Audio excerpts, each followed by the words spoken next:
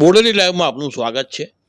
છોટાઉદેપુરની પુંજાવાટ model residential સ્કૂલના 116 બાળકોને વિદ્યાર્થીઓને દવાખાનામાં દાખલ કરવામાં આવ્યા હતા।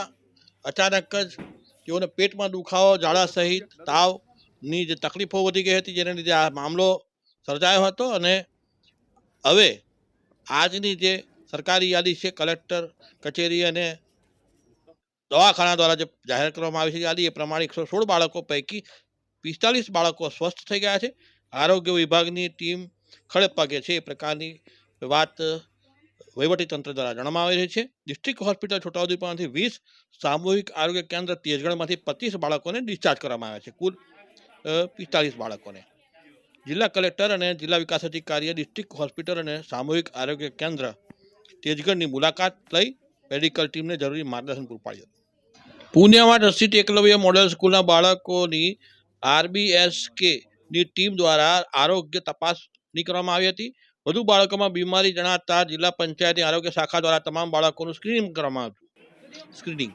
જે અન્વયે 116 બાળકોને સારવાર હેઠળ મૂકવામાં આવ્યા છે, જેમાં ડિસ્ટ્રિક્ટ હોસ્પિટલને 25 છોકરીઓ, 21 છોકરાઓ મળી 46 બાળકોમાંથી 26 ને ફીવર, 1 ને વોમિટિંગ, 2 ને ડાયરિયા, 13 ને એબનોર્મલ પેઇન, 8 ને હેડેક એટલે કે માથાના દુખાવો અને 1 કન્વલ્જન્સના કેસ છે।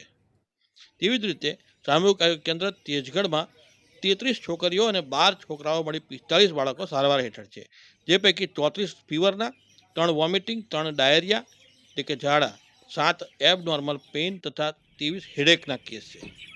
આ ઉપરાંત પાવીજતપુર ખાતે 5 છોકરીઓ અને 6 છોકરાઓ મળી 11 બાળકો પૈકી 6 ને ફીવર, 1 ને ડાયરિયા, 5 એબનોર્મલ પેઇન અને 6 હેડેકના માથાના દુખાવાના કેસ, અને શાળા ખાતે 9 છોકરીઓ અને 5 છોકરાઓ મળી 14 બાળકો સારવાર હેઠળ છે। આરોગ્ય વિભાગ દ્વારા બાળકોને યોગ્ય સારવાર આપવામાં આવી રહી છે, જેના પરિણામે 116 પૈકી ડિસ્ટ્રિક્ટ હોસ્પિટલ છોટાઉદેપુરમાંથી 20, સામૂહિક આરોગ્ય કેન્દ્ર તેજગઢમાંથી 25 બાળકો સ્વસ્થ થતા તેમને ડિસ્ચાર્જ કરવામાં આવ્યા છે। વડોદરા SSC હોસ્પિટલની RRT ટીમ સાથે 4 ફિઝિશિયન અને 4 પેડિયાટ્રિશિયન સારવાર અર્થે આવ્યા હોવાનું મુખ્ય જિલ્લા આરોગ્ય અધિકારીની અખબારી યાદીમાં જણાવવામાં આવ્યું છે।